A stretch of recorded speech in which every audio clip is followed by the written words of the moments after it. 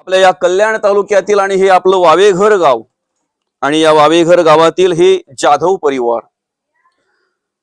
जाधव परिवारातील आपल्या सर्वांच्या आवडते, अनेकांना मार्गदर्शन करणारे आणि अनेकांना हवेसे असलेले या जाधव परिवारातील एक आधारस्तंभ कैलासवासी गोपीनाथ बबन जाधव सरांचं 8 ऑगस्ट 2025 रोजी दुःखद असं निधन झालं, अल्पशा आजाराने निधन झालं आणि त्यांचं प्रथम पुण्यस्मरण आज त्या प्रथम पुण्यस्मरण दिनानिमित्त या ठिकाणी आपण ही प्रवचन सेवा आयोजित केलेली आहे। सरांच्या पश्चात अर्थात आमचे वेदांत दादा असतील, अदितीताई असतील, त्याचप्रमाणे सरांच्या धर्मपत्नी असतील, भाऊ असतील, पुतणे असतील, संपूर्ण हा जाधव परिवार, आप्तेष्ट मित्र परिवार आणि ग्रामस्थ मंडळी, आज जवळजवळ 1 वर्ष झाला सरांना जाऊन आजच्या दिवशी प्रथम पुण्यस्मरण दिन या ठिकाणी आपण साजरा करतोय, आयोजित करतोय आणि त्यानिमित्ताने या ठिकाणी ही प्रवचन सेवा आपण आयोजित केलेली आहे। खर तर या ठिकाणी कार्य करत असताना आपल्या मुलांवर संस्कार केले, आपल्या मुलांना मार्गदर्शन केलं, त्यांना सांभाळलं, पण एक शिक्षक म्हणून कार्य करत असताना या ठिकाणी अनेकांच्या मुलांवर संस्कार करण्याचं सुद्धा भाग्य सरांना लाभलं असं म्हणायला हरकत नाही। अनेकांच्या मुलांना मार्गदर्शन करण्याचं भाग्य सरांना लाभलं आणि अशा प्रकारे त्यांना व्यवस्थितरित्या एक आदर्शयुक्त विद्यार्थी म्हणून घडवायचं कार्य सरांनी केलं। अनेकांचे मार्गदर्शक होते, अनेकांना मार्गदर्शन केलं, अनेकांच्या गुरुस्थानी होते आणि अशा प्रकारे कार्य करत असताना म्हणजे एक स्वप्नवत मृत्यू झाला असं म्हणायला हरकत नाही बरं का। सहज बोलता चालता अशा प्रकारे एक अतिशय अल्पशा आजाराने मागच्या वर्षी आजच्या दिवसाला तिथीप्रमाणे सरांचं मृत्यू झाला, अर्थात देहावसन झालं। तुमचा आमचा निरोप घेतला। जी माणसं आमच्यातून निघून जातात त्यांचा जीवात्म्याचा प्रवास असं म्हटलेलं आहे की साधारणतः 1 वर्षाचा कालावधी त्या प्रवासाला लागतो। ज्या वेळेला आमच्यातून एखादा माणूस निघून जातोय तेव्हा त्याचा जीवात्मा यमदूत आमच्या दारामध्ये 13 दिवस आणून ठेवतात। पिंडदान झालं, अन्नदान झालं, ज्ञानदान झालं, 13 दिवस जे आम्ही काही कर्म, जी काही क्रिया त्या ठिकाणी करत असतो, त्या घरामध्ये हरिनाम करत असतो, देवाचं नामस्मरण करत असतो, अन्नदान करत असतो, धर्मकार्य करत असतो, देवकार्य करत असतो आणि अशा प्रकारे ते कार्य करून एक छोटीशी शिदोरी आमच्यातून गेलेल्या त्या जीवात्म्याच्या बरोबर देण्याचं काम आपण करत असतो। मरणोत्तर श्राद्ध विधी आम्ही करत असतो। आज श्राद्ध विधी अर्थात पुण्यस्मरण श्राद्ध, पहिलं श्राद्ध, एक त्यांच्या आठवणींना उजाला, त्यांच्या आठवणी स्मरणात ठेवाव्यात आमच्यासाठी त्यांनी जे काही केलेलं आहे बरं का। आता जे काही केलेलं आहे म्हणजे आई वडील तुमचे काय आणि माझे काय, मुलांच्या संगोपनामध्ये आई वडील कधीही काही कमी पडत नाहीत, कधीच कमी पडत नाहीत। म्हणजे मुलांसाठी ते सर्वस्व अर्पण करत असतात। आपण तरी आपल्या जीवनाची वाटचाल करत असताना, आपल्या आयुष्याचं मार्गक्रमण करत असताना आपल्या आवडीनिवडीचा विचार करतो, आपण आपल्या आवडीनिवडीप्रमाणे राहतोय, पण मुलांसाठी आई वडील आपल्या आवडीनिवडी सुद्धा बाजूला ठेवत असतात, आपली मौज मजा सुद्धा बाजूला ठेवत असते। आपल्या घरामध्ये कार्य करत असताना आपल्याला कधीतरी असा अनुभव येतो बरं का, सगळी जेवण होत्यात घरामध्ये, सगळी म्हणजे जे असतील घरामध्ये सगळ्यांचं जेवण होत आहे आणि काही वेळेला आईला काही उरत नसते जेवायला। सगळ्यांचं जेवण झाल्यानंतर ती बिचारी काय करते, थोडासा गुळाचा खडा घेते, खाते, पाणी पिते आणि तृप्तीचा ढेकर देते। म्हणजे मुलांचं जेवण झाल्यानंतर, मुलांचं पोट भरल्यानंतर आईचा पोट आपोआप भरत असतो, वडिलांचा पोट आपोआप भरत असतो। आपल्यासाठी त्यांचा त्याग जर म्हणायला गेला, आपल्यासाठी जर त्यांचं कार्य जर म्हणायला गेलं तर ते अवर्णनीय आहे. आयुष्यभर जरी ते आपण वर्णन करत राहिलो तरी सुद्धा, म्हणजे माझ्या लहानपणी मला एक म्हण होती, आकाशाचा केला कागद आणि समुद्राची केली शाई, तरी आई बापाच्या प्रेमाचा निबंध लिहिता येत नाही. आम्ही लिहिण्याचा प्रयत्न केला पण तो अपुराच राहिला, पूर्ण लिहिता नाही आला आम्हाला. आईची माया म्हणून निबंध लिहिला असेल, बापाची माया म्हणून निबंध लिहिला असेल, पूर्ण नाही. असे अपार आमच्यावर प्रेम करणारे आमचे आई वडील. आम्ही कितीही जरी काही केलं, कितीही म्हणजे सकळ तीर्थाची धुरे जी एका माता पितरे तया सेविसी कीर शरीरे लोन कीजे. आम्ही कितीही काही जरी केलं तरी आई वडिलांच्या ऋणातून आम्ही कधीही मुक्त होणार नाहीत, कधीही मुक्त होणार नाहीत. पण आमचं कर्तव्य आहे, आमच्यातून निघून गेलेले आमचे बाबा किंवा आमची आई, जो कोणी सदस्य आमच्या घरातून निघून जात असेल बरं का, त्यांच्या बरोबर त्यांचा मरणोत्तरचा प्रवास सुखकर व्हावा म्हणून एक पुण्याईची शिदोरी, एक चांगल्या कर्माची शिदोरी देण्याचा प्रयत्न आम्ही करत असतो. त्यांच्या जीवात्म्यास चिरशांती लाभावी बरं का, त्यांचा मरणोत्तरचा प्रवास सुखकर व्हावा यासाठी या ठिकाणी आपण ह्या सगळ्या श्राद्ध कर्म करत असतो, क्रियाकर्म करत असतो. ह्या आजच नाही तर कृतायुगापासून ही परंपरा चालत आलेली आहे. कृतामध्ये, त्रेतामध्ये, द्वापारामध्ये आणि आज कलियुगामध्ये सुद्धा आपण ती क्रिया, ते कार्य करत असतो बरं का. खर तर आमचा मरणोत्तरचा प्रवास जो आहे तो आजच्या प्रवासावर अवलंबून आहे. आज आम्ही जे पेरतो ना ते कालांतराने उगवत आहे. वर्तमान कालामध्ये जे आम्ही आज कर्म करतोय ना ते आम्हाला भविष्यात अनुभवायला मिळतात.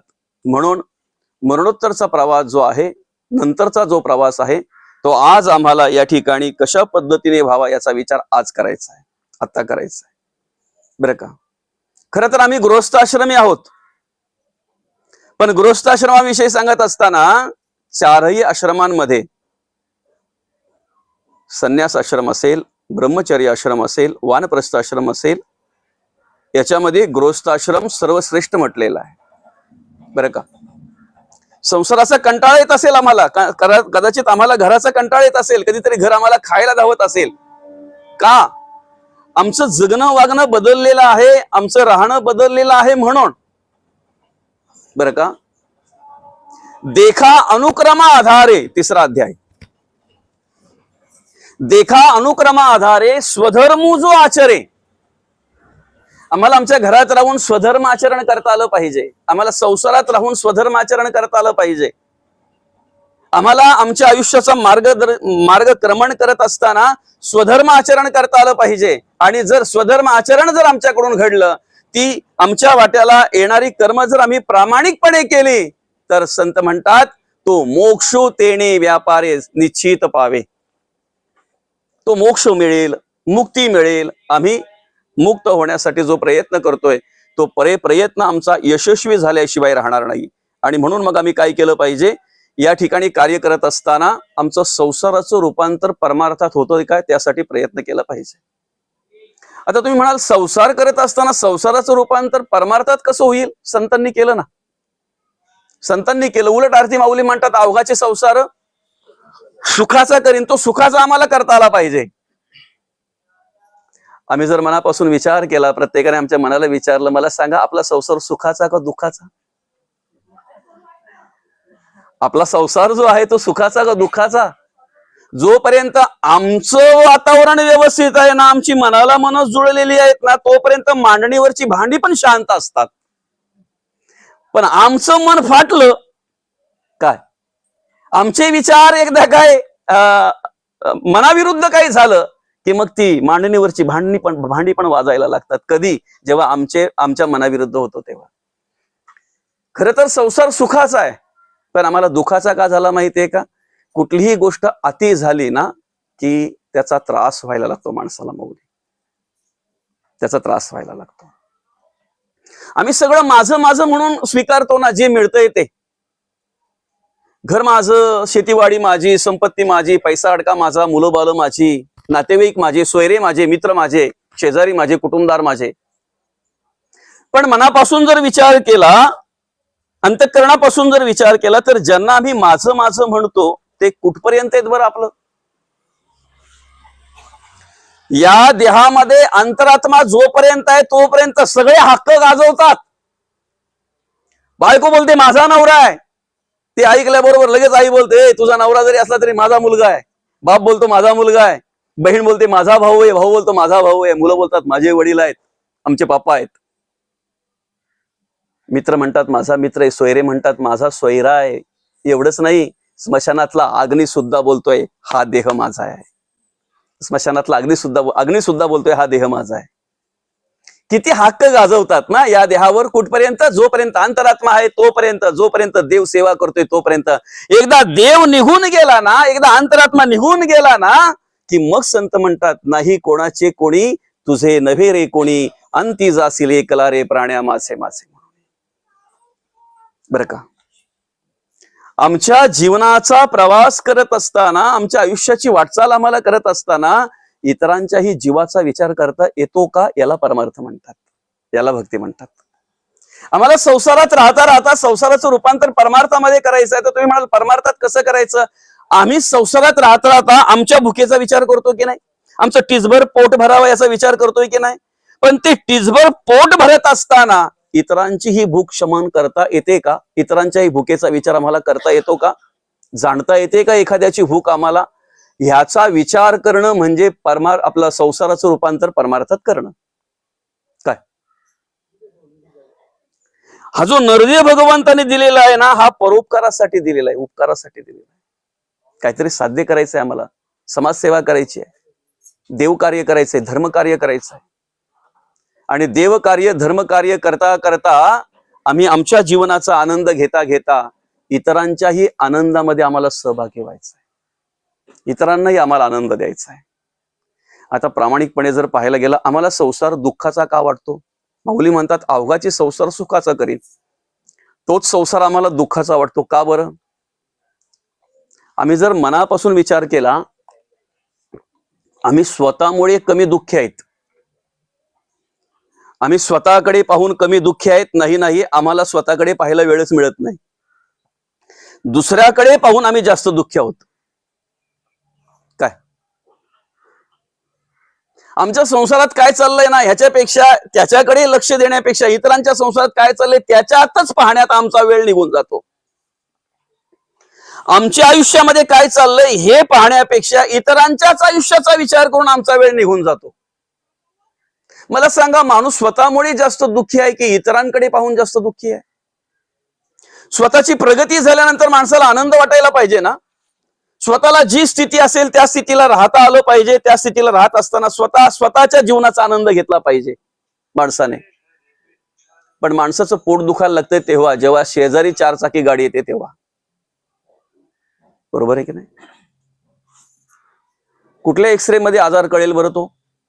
कुठल्या सोनोग्राफी मध्ये आजार कळेल? कुठल्या सिटी स्कॅन मध्ये आजार दिसेल तो? ती पोटदुखी. बरं मग त्याच्यावर इलाज काय? त्याच्यावर उपाय काय? आणि अजून एक माणसाला आजार आहे, मला ना कसं तरीच करत आहे.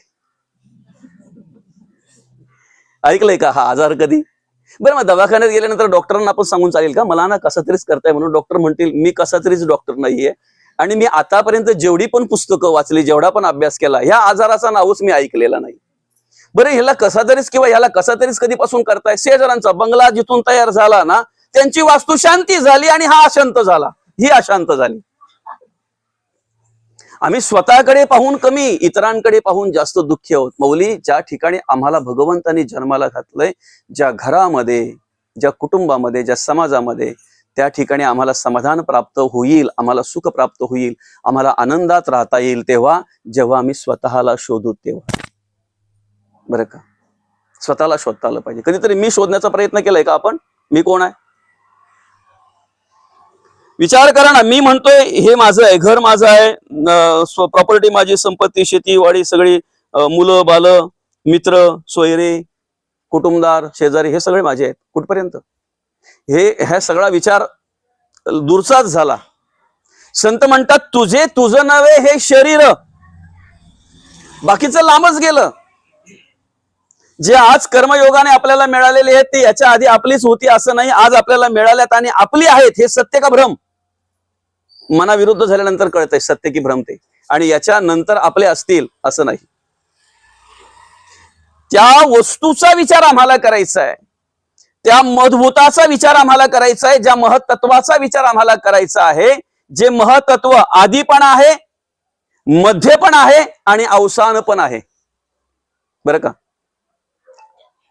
9व्या अध्यायामध्येच मार्गदर्शन करत असताना भगवंताने सांगितलेलं आहे. बरं का? 8वा आणि 9वा अध्याय हे 2 अध्याय जे आहेत ना, त्याच्यामध्ये छान मार्गदर्शन केलंय भगवंताने.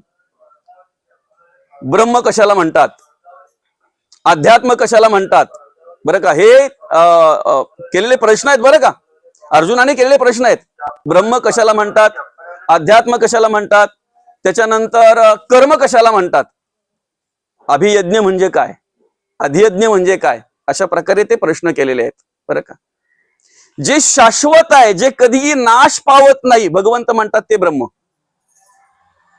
देह जाणार आहे, देह जातो, देह जाईल जाईल याची काळ बघाईल, नाशिवंत देह जाणार असे काळ, आयुष्य खातो काळ सावधान. देह जाईल, अंतरात्मा जातही नाही आणि येतही नाही.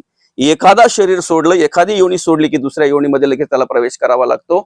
त्याची ओळख करून देताना मौलिका म्हणतात, जैसे जीर्ण वस्त्र सांडीजे आणि नवीन नूतन वस्त्र एडीजे. जुने कपडे बदलून नवीन कपडे घातले म्हणून माणूस बदलला का? जुने कपडे घालून नवीन कपडे घातल्यानंतर जसा माणूस बदलत नाही, तसा एखादा देह सोडून दुसऱ्या योनीमध्ये गेला म्हणजे आत्मा बदलत नाही, जीवात्मा बदलत नाही, जीव बदलत नाही. तो जीवात्मा तोच आहे, देव तोच आहे. देवाला येणंही नाही आणि जाणंही नाही. आधी पण तोच आहे, मध्ये पण तोच आहे आणि अवसानी पण तोच आहे. आईच्या गर्भात या शरीराची निर्मिती होण्याच्या आधी तो देव आलेला आहे, नंतर शरीराची निर्मिती आहे, आता पण तो आम्हाला सांभाळतोय. फक्त फरक एवढाच आहे, त्याची सेवा करताना आम्ही वार लावून बसलोय, आम्ही महिने लावून बसलोय, आम्ही वेळ लावून बसलोय. आमची सेवा करताना तो देव वार लावून बसलेला नाही. आता सोमवार कडक असेल ना, श्रावणी सोमवार नाही का, कडक असेल सोमवार, पूर्ण दिवसभर काहीच नाही. आणि काहीच नाही म्हणून घरातली पोरं पण बोलतायत, भावा भावाला, बहिणी बहिणीला बोलतायत, आज जास्त आड्डावाड्डा करू नका, आईचा उपवास आहे. कारण इतर दिवस परवडले पण आजचा दिवस परवडला नाही. असो, आम्ही वार लावून बसलोय. देव जर वार लावून बसला असता तर सोमवार, मंगळवार, बुधवार, गुरुवार, शुक्रवार, शनिवार सेवा करायची, रविवारी देवाने आराम करायचा. 2 मिनिटं जरी आराम घेतला ना भगवंताने, देवाने, अंतरात्म्याने 2 मिनिटं जरी आराम घेतला ना माऊली, तरी अर्धी आळी गोळा होते, अर्धा गाव गोळा होतो. 2च मिनिटं फक्त. समजतंय ना? आम्ही महिना लावून बसलोय. श्रावण म्हटल्यानंतर अध्यात्म कार्याचं अगदी पूरच म्हणायला हरकत नाही ना, देव कार्याचा पूर म्हणायला हरकत नाही. चांगलं आहे ना, आम्ही केलं पाहिजे ना, का करू नये? पण जसं आम्ही सोमवारी राहतो तसं उरलेल्या 5-6 दिवशी आम्हाला राहता आलं पाहिजे. जे कार्य आम्ही एक श्रावणामध्ये करतोय ना, राहिलेल्या 11 महिन्यामध्ये सुद्धा आम्हाला ते कार्य करता आलं पाहिजे. देव जर आमची सेवा करताना वार लावून बसला नाही, देव जर आमची सेवा करताना जर महिना लावून बसला नाही, देव जर अखंड सेवा करतोय, अखंड म्हणजे किती, आम्ही जरी विश्रांती घेत असलो ना मौली, कृषेने शुक्ली शरीर आत्मयासकडे हा विचार, मग उठवून शरीर चालवी उदकाकडे. आम्ही जरी आराम करत असलो, आम्ही जरी विश्रांती घेत असलो, तरी सुद्धा तो देव आमची सेवा करतोय, तरी सुद्धा तो देव आमची सेवा करतोय. बरं का? काय झालं, गावाच्या शेजारी एक मठ होता आणि त्या मठामध्ये एक आश्रम, मठ म्हणजे एक साधी पर्णकुटी आश्रम. बरं का? आणि त्या आश्रमामध्ये एक साधू राहायचे. आणि ते साधू अनेकांच्या समस्यांचं निवारण करायचे. त्यांच्या मार्गदर्शनाने बरीचशी तिथे गर्दी असायची, बरीचशी माणसं त्या ठिकाणी जायची, बरीचशी भक्त मंडळी त्या ठिकाणी जायचे. बरं का? साधं राहणं होतं त्या साधूचं, अगदी पर्णकुटीमध्ये राहायचे. असा काही मोठा आश्रम पण नाही, पण अनेक माणसांची वर्दळ त्या ठिकाणी असायची. कारण चांगले विचार ऐकायला मिळायचं, चांगलं मार्गदर्शन मिळायचं. आणि विशेष म्हणजे कोणाची कुठलीही समस्या असू द्या, मार्गदर्शनाने त्याचं निवारण व्हायचं. आता एकदा काय एखाद्या मठाकडे किंवा एखाद्या आश्रमामध्ये जर जास्त गर्दी असली, बरं का, जास्त गर्दी झाली तर त्याच्याकडे जास्त लक्ष आकर्षित होतंय. आध्यात्मिक क्षेत्रात कार्य करणाऱ्या माणसांचं कधी लक्ष आकर्षित होते ते त्यांना माहिती. परमार्थ करणाऱ्या माणसांना कधी समजतंय की आपल्या बाजूला एखादा साधू आहे अशा अशा पद्धतीने चांगल्या प्रकारे मार्गदर्शन करतो, त्यांना कदाचित उशिरा माहिती होतंय बरं का. पण बाकीचे जे आहेत ना, आमदार, खासदार, मंत्री बरं का, राजे, काही म्हणजे अगदी तिथे जिथे गर्दी असेल ना तिथे ते खूप गर्दी असतात, त्या गर्दीचे तिथे आवड असते त्यांना त्या. आणि असं त्या राजाला समजलं की अमक्या ठिकाणी एक आश्रम आहे आणि त्या ठिकाणी भरपूर गर्दी असते, भरपूर माणसं जातात. आता विचार केला की एकदा आपण त्या साधूला जाऊन भेटावं बरं का. साधू असेल तर मी म्हणेन राजाने काय रंकाने पण जाऊन भेटावं, साधूच असेल तर प्रत्येकाने जाऊन भेटावं, गृहस्थाने जाऊन भेटावं, संन्याशाने जाऊन भेटावं, वानप्रस्थाने जाऊन भेटावं, ब्रह्मचार्याने जाऊन भेटावं. कारण साधूची संगत म्हटल्यानंतर तिथे काहीतरी चांगलं अध्यात्मच मिळणार आहे ना, चांगलेच विचार मिळणार आहेत बरं का. पण उद्देश काय आहे, तिथे गर्दी असते. उद्देश काय, तिथे गर्दी असते. ठीक आहे, मग ज्या वेळेला तो राजा तिथे गेला, त्याने बघितलं माऊली तिथे गेल्यानंतर, तो गेला तेव्हा बरीच गर्दी होती तिथे बरं का, बरीच गर्दी होती. त्याला असं काही वेगळं काही वाटलं नाही की मी आलोय आणि मग ती गर्दी बाजूला सारली आणि मग मला पुढे जाऊ दिलं बरं का, असं काही वाटलं नाही त्याला. कारण तिथे कोणी सेवकरीच नव्हते, असे काय कोणी आला असा VIP की त्याला वेगळं दर्शन किंवा त्याला समोर घेऊन जायला, असं काही नाही तिथे. त्याला तसं काही वाटलंच नाही बरं का. मागे मी ज्या वेळेला एका तीर्थक्षेत्री गेलो होतो आणि खूप गर्दी त्या ठिकाणी, त्या देवाचं दर्शन घ्यायला खूप गर्दी माऊली, लांब पर्यंत रांग अशी बरं का. ठीक आहे, रांगेमध्ये थांबलो, असा रांगेमध्ये पुढे पुढे पुढे पुढे सरकत गेलो. तेव्हा त्या रांगेमध्येच असताना त्या बाजूच्या भिंतीवर एक चांगला वाक्य ऐकायला मिळालं, पाहायला मिळालं, वाचायला मिळालं बरं का. ते वाक्य असं होतं की रांगेत जाऊनच देवाचं दर्शन घ्या, कारण चोर वाटा मूर्तीपर्यंत पोहोचवतात, देवापर्यंत नाही. 500-1000 देऊन पटकन दर्शन घेणाऱ्यांसाठी आहे हे. पैसा तुम्हाला मूर्तीपर्यंत पोहोचवेल, देवापर्यंत नाही. तुमची श्रद्धा, तुमचा विश्वास आणि तुमची निष्ठाच तुम्हाला देवापर्यंत पोहोचवणार आहे बरं का. तर त्याला तसं काही वाटलं नाही, 500-1000ची रांग वगैरे असं काही नाही बरं का. रांगेमध्ये जायचं. जेव्हा तो गेला त्यावेळेला आश्रम बघितलं तर पर्णकुटी, साधी आपली पानं लावलेली अशी बरं का, साधी पानं लावलेला असा आश्रम. ज्या वेळेला त्यांनी बघितलं ना माऊली, असाच पावसाचे दिवस होते, बाजूला भिजलेली जमीन ती आणि तिचा ओलावा आतमध्ये आला होता. ते साधू ज्या ठिकाणी बसले होते ना, साधं आपलं आसन होतं, पण त्याला साधं आसन म्हणता येणार नाही, ते दर्भासन होतं आणि सामर्थ्याचं होतं. आपल्या चामड्याच्या डोळ्याने बघितलं तर ते साधं होतं, पण ज्ञानचक्षुने जर बघितलं तर सामर्थ्यशाली आसन होतं. राजाच्या चामड्याच्या डोळ्याने राजाने बघितल्यामुळे ती पर्णकुटी त्याला दिसली आणि ते साधं आसन त्याला दिसलं. त्यामुळे त्याला अतिशय अगदी कसं तरीच वाटलं मनामध्ये की अरे एवढा मोठा साधू, एवढी गर्दी इथे असते आणि अशा पद्धतीने राहतात या ठिकाणी. दर्शन घेतलं त्या राजाने आणि सांगितलं, महाराज आपल्याला चांगलं मोठं आश्रम बांधून देतो मी. माझ्या निवासस्थानाच्या बाजूला एक मोठा आश्रम बांधून देतो. त्या ठिकाणी चांगल्या प्रकारे तुमच्या येणाऱ्या जाणाऱ्या भक्तांची व्यवस्थाही आपण करू, साधकांची व्यवस्था करू, त्यांना भोजनाची वगैरे व्यवस्था करू, त्यांना राहण्याची व्यवस्था करू आपण. आणि ह्या काय पर्णकुटीमध्ये तुम्ही राहता, इथे एवढा वल वगैरे आलेला आहे, अशा अवस्थेत तुम्ही राहताय बरं का. चला तुमची सगळी व्यवस्था मी करतोय, सगळी व्यवस्था करतोय, चांगल्या प्रकारे आश्रम बांधून देतोय तुम्हाला, सगळ्या भक्तांची व्यवस्था करतोय सगळ्या प्रकारे. आता बोलायचं तेवढं बोलून झालं राजाचं बरं का, सांगायचं तेवढं सांगून झालं. साधूने ऐकून घेतलं आणि ऐकता ऐकता साधू म्हणाले, राजासाहेब तुमच्या शब्दाचा मान राखतोय मी, तुम्ही बोलताय ते सगळं ऐकून घेतलं, तुम्ही सांगाल त्याप्रमाणे आपण करूयात, काही हरकत नाही. पण माझ्या काही अटी आहेत. अटी आहेत म्हटल्यानंतर राजा आतला आत बोलतो, ज्याचा करला जावा, असंच काहीतरी ना बाबा. कारण त्याला माहित नाही ना काही पर्णकुटी काय आहे, त्याचं आसन काय आहे. त्याला असं वाटतं अरे मी एवढा मोठा त्याला आश्रम बांधून देतोय, त्याच्यानंतर सगळं काही पाहतो आणि अटी टाकतोय. एखाद्याने लगेच काय असेल त्या भरायला पाहिजे होतं नाही का, बादली बिराड, चल राजा बरं का. पण तो एखादा नाही, तो साधूच आहे. ऐका, तो एखाद्यापैकी नाही, ते साधूच आहेत. म्हणून त्यांनी लगेच होकार नाही दिला. काय सांगितलं, माझ्या काही अटी आहेत. त्या अटी जर तुम्हाला मान्य असतील तर 100% आपण जाऊया, तुमच्याकडे राहूया, तुम्ही सांगाल त्या पद्धतीने आपण करू. बरं, राजाच्या जीवावरच आला ऐकायच्या अटी, पण बोलतो ऐकून तर घ्यावा. काय आहेत त्या? पहिली अट अशी आहे की मी तुमच्याकडे येणार, मी आराम करेन, मी झोपेन, पण तुम्ही 1 सेकंद पण झोपायचा नाही. होईल का मान्य कोणाला?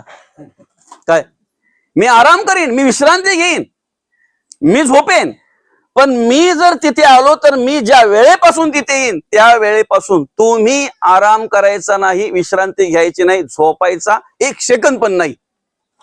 राजा आतल्यात बोलतो या कसं काय जमणार आहे, पण पुढच्या अटी पण ऐकून घेऊ ना. बोला बोला महाराज, पुढे बोला. मी जेवेन, तुम्ही जेवायचं नाही. तुम्ही जे काही पंचपक्वान्न मला द्याल किंवा चटणी भाकरी जे द्याल ते मी ग्रहण करेन, तुम्ही जेवायचं नाही. बरं का? तुम्हाला फक्त समोर कधीतरी ठेवला, आम्ही एखादा ताटबीट पाणी फिरवणार काय आणि बाजूला काढून घेणार, खायचं नाही तुम्ही. अजून काय, अजून काय, दुसरी काय एवढी मोठी अट्ट नाही दुसरी. मी ज्या दिवसापासून तुमच्या